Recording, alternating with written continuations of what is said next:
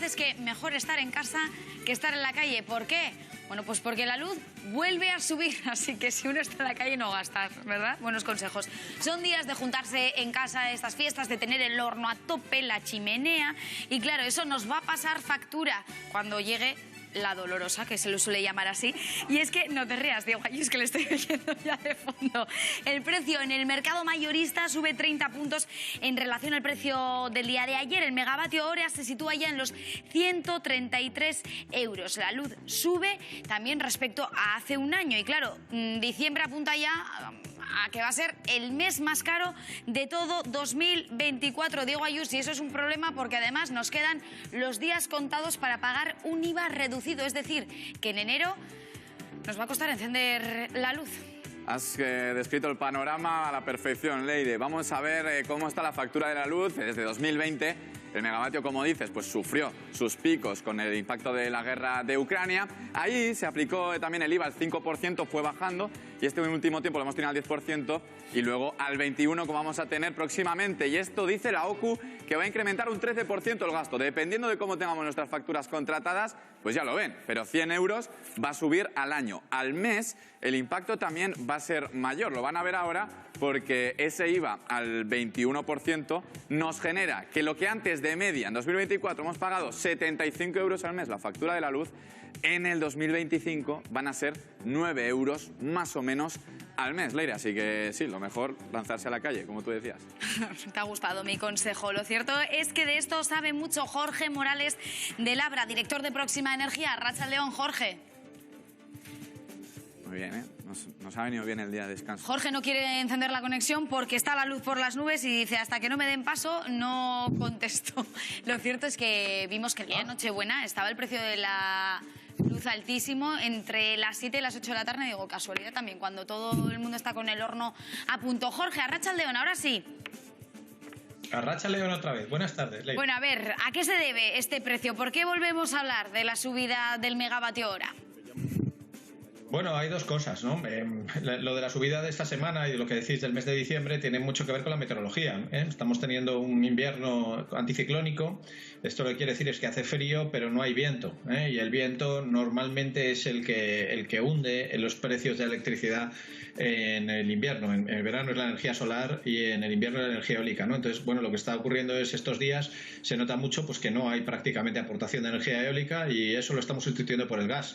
Y el gas, además de contaminante, es muy caro, ¿eh? Por cierto, he estado escuchando lo que decíais en el debate anterior, permíteme un apunte. Claro que está medido las emisiones de CO2 de las estufas de gas, emiten nada menos que 6 kilos por hora, ¿eh? Una estufa de gas. Esto lo que quiere decir, el equivalente, ¿eh? De una persona en España, ¿vale? Está ahora mismo emite el orden de 4.000 kilos al año, ¿vale? Entonces, una estufa de gas durante 8 horas al día, 3 meses al año, emite lo mismo que una persona durante todo el año, ¿vale? Por tanto, sí que es un problema grave y por esa razón en muchas ciudades, no solamente en Euskadi, en París, entre otras, están ya prohibidos, en Madrid, en Barcelona, estamos prohibiendo las estufas de gas, ¿no? Es porque efectivamente hay un problema de emisiones de CO2 grave con el tema de las estufas de metano, ¿eh? Bueno, Jorge, si lo llego a saber todo y pasó antes y nos resolvías la duda, que teníamos aquí la duda en esta mesa. Dato resuelto. Lo cierto es que hablaba yo de que en enero ya vamos a ver modificaciones en la factura de la luz. Nos hemos estado beneficiando de una rebaja temporal, consecuencia de la invasión de Ucrania, de la guerra en Ucrania, y claro, lo cierto es que ahora vamos a ver el IVA al 21, así que la factura, sí o sí, aunque sigamos haciendo lo mismo, va a ser más cara. Sí, es verdad que fíjate que esto se aprobó, lo de la reducción del IVA, cuando el precio se disparó para tratar de contener el impacto de las facturas energéticas. Recuerdo que el precio medio del mercado mayorista de electricidad está en torno a 50 euros megavatio hora, llevaba más de 10 años así, antes de la invasión de Ucrania, y claro, se fue por encima de 200, o sea, se multiplicó por 4, ¿no? Entonces, claro, el gobierno lo que intentó hacer es bajando el IVA primero al 10 y después al 5%, desde el 21, que era el IVA original, fue contener esta subida, ¿no? ¿Qué es lo que ha pasado ahora? Bueno, pues que los precios, como estáis diciendo, están altos, el precio de hoy efectivamente y el de mañana en 133, es decir, mucho más de lo que era habitual, de esos 50 euros que decía que eran lo habitual, y sin embargo ya se acaba el chollo este del IVA reducido, por tanto, lo vamos a notar sobre todo a partir de enero. Pero es que no es solamente el IVA, que es lo que habéis hablado, ¿no? Es que además también en los presupuestos generales del Estado se aportaba una cantidad de dinero muy importante a la factura de la luz, a la hucha, llamémoslo así, de la factura de la luz, ¿no? Y eso se hacía a través de dos impuestos, del impuesto llamado a la generación eléctrica y el segundo es el impuesto a las energéticas, ¿no? Ambos impuestos se han suspendido ahora, ¿no? Con lo cual lo que ocurre es que esa aportación, digamos, que tenía la factura de la luz por detrás, por los presupuestos generales del Estado, desaparece y por eso, además de la subida del IVA, nos enfrentamos a una segunda subida que tiene que ver con eso, con los costes regulados del recibo, que ya no van a estar sujetados, digamos, por los presupuestos generales del Estado. No van a estar sostenidos. Oye, mira, la franja más cara de hoy va a ser entre las 10 y las 11 de la noche, corrígeme si me equivoco, así que te tengo que pedir, me veo la obligación de pedirte unos tips, unos consejos. ¿Qué podemos hacer, Jorge? Bueno, esto, a ver, para mí el consejo siempre es lo primero, tener una tarifa adecuada, ¿no? Sobre todo, claro, cuando sube, estamos hablando de que la luz lo más probable es que en enero suba un 20%, nada menos. Por tanto, todavía hay incertidumbre porque hay uno de los impuestos que está debatiéndose en el Congreso, ¿no? Pero si sube un 20%, lo primero es tener una tarifa adecuada. Entonces, ahí, ¿qué es lo que ocurre? Hay mucha gente que contrata y tiene una tarifa más o menos normal, pero tiene un descuento que lo que no saben es que pasado un cierto tiempo le desaparece. Entonces, yo lo primero que diría es, oiga, vigilancia sobre esa desaparición de los descuentos, ¿vale? Porque normalmente cuando te ofrecen un descuento lo firmas inicialmente y luego la compañía ya no te tiene que avisar que te desaparece el descuento, ¿vale? Por tanto, imagínate que tú firmas un precio que es razonable, ya digo, con un 30% de descuento, pero que ese descuento dura solo 3 meses.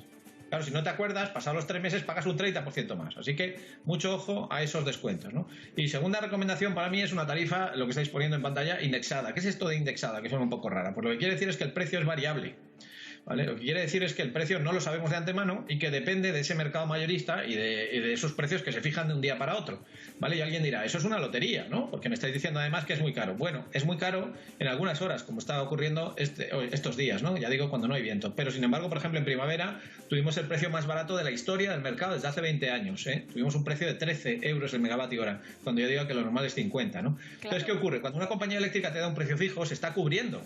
Las compañías eléctricas no son ONGs, ¿vale? Entonces, te está incorporando un seguro para garantizarte ese precio fijo. Y ese seguro normalmente es muy caro. Claro. Así que mi recomendación claramente es eso, tener una tarifa variable. Entonces, sí, cuando tienes una tarifa variable, a ser posible, no hay que volverse loco tampoco, hay que buscar las horas más baratas. Y las horas más baratas normalmente son a mediodía, son entre las 2 y las 6 de la tarde y también los fines de semana. Ya digo, normalmente, tampoco hay que volverse loco, pero sí que es verdad que, por ejemplo, poner hoy una lavadora a esta hora es de orden de la mitad que ponerla a las 10 de la noche.